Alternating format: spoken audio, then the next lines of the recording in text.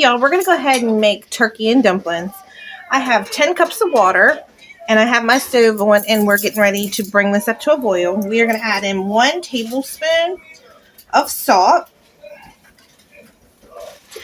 And you can get turkey wings, you can get turkey drumsticks and stuff like that at the store.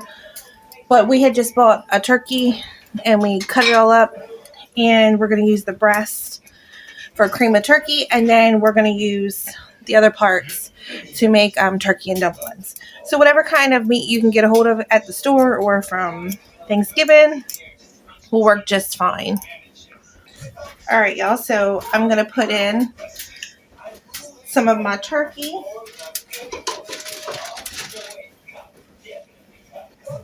So I'm going to add in some turkey thighs.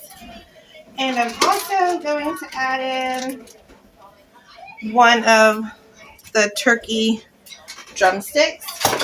So what we're going to do is we're going to bring this to a boil. We're going to put a lid on it. Once it becomes a boil, then we are going to time this for an hour.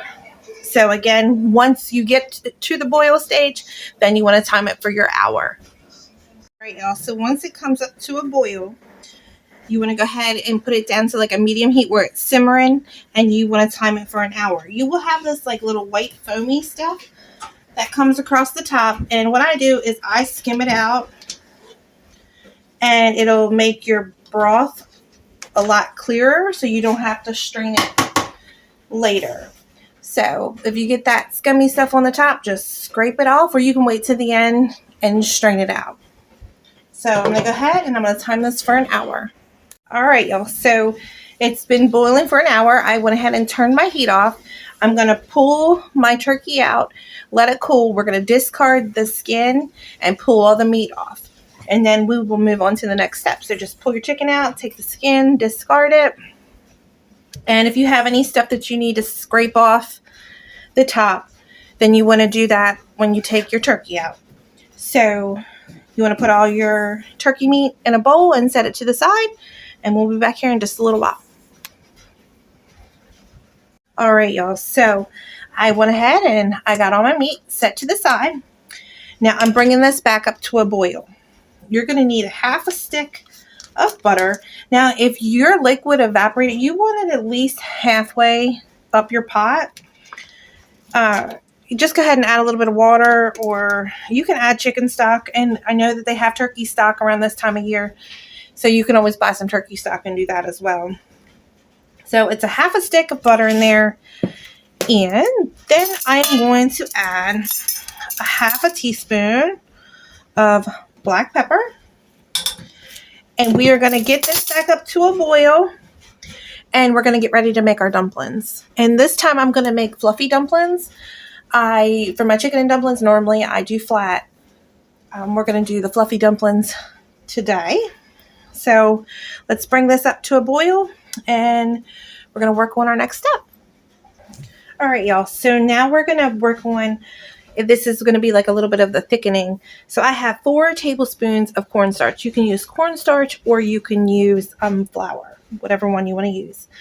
1 cup of evaporated milk. And we're going to whisk this together to get all the clumps out.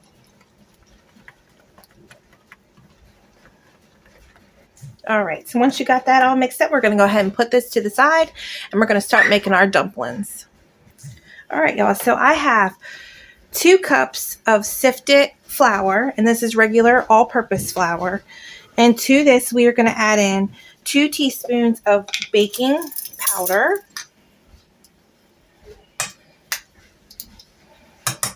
All right, now we're going to add in 1 teaspoon of salt.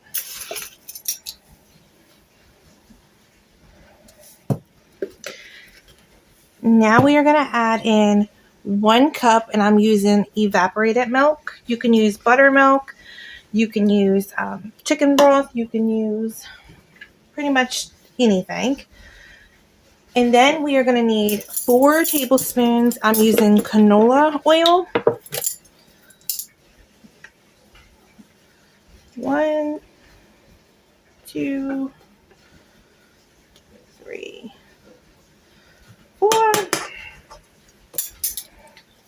and then we're gonna mix this together. I want to let everyone know we got cookbooks available for purchase. I'll put a link above this post and below in the comments if you want to get yourself a copy of that. So we just want to mix this together, and we're gonna drop these in our bowling broth. So you just want to work your dough all together until all the flour and everything is incorporated. If it's a little dry, just go ahead and put a splash of milk in there. All right, y'all. So once you got your broth all boiling up, you want to go ahead and take either your flour or your cornstarch mixture with your milk and dump it in, and then we're going to bring this back up to a boil. All right, y'all. So once it reaches up to a boil, we're going to go ahead and take our turkey and we are going to put it back inside of our liquid.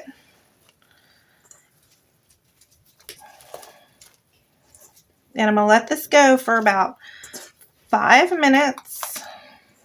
And then we're going to add in our dumplings once it comes back up to a boil. All right, y'all. So now we're going to I'm just going to take a little spoonful. I'm going to roll it around in little balls, and we're going to plop them in there.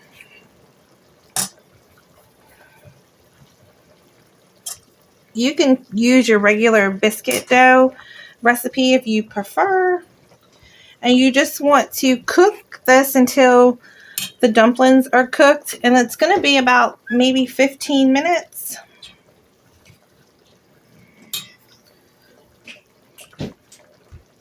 So I'm going to go ahead and I'm going to finish getting all my dough in our boiling liquid. All right, y'all. So I got all the dumplings in there. Now, if you want more dumplings, you can go ahead and double that recipe if you want. I just tap them down just a little bit, and if you want, just take your thing down the middle and just gently stir it, because you don't want to move your dumplings around too much, but gently put your spoon down there and just give it a little stir. And then every once in a while, just tap the tops of them down, and they will cook perfectly fine.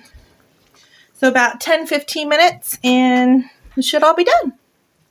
All right, also after about 10 to 15 minutes, you want to go ahead and you want to cut your heat off, and we're going to let this sit for just a little while, about another 10 to 15 minutes, so everything comes together, and then I'll pull out a bowl of it so we can see what it looks like. So after you let it sit, everything comes together. Now, if you don't want yours really liquidy, I mean, this isn't real liquidy, but I know some people like theirs a lot thicker. When you add in your cornstarch or your flour, just add like another tablespoon or 2 tablespoons, and it'll help thicken this up just a little bit more. So let's go ahead and put some in a bowl. All right, y'all. So there it is. And I'll show you. See, we like a little bit of broth with ours. It's not overly runny. And the longer that it sits, it will thicken up a little bit. But that's what we're going to have today. Something simple and easy, full of flavor. You can do the same thing with chicken, and that would work just fine too. So if anybody has any comments, questions, or concerns, don't hesitate to reach out. The link for the cookbook will be above this post and below in the comments. And I hope everybody gives us a try and has a wonderful day.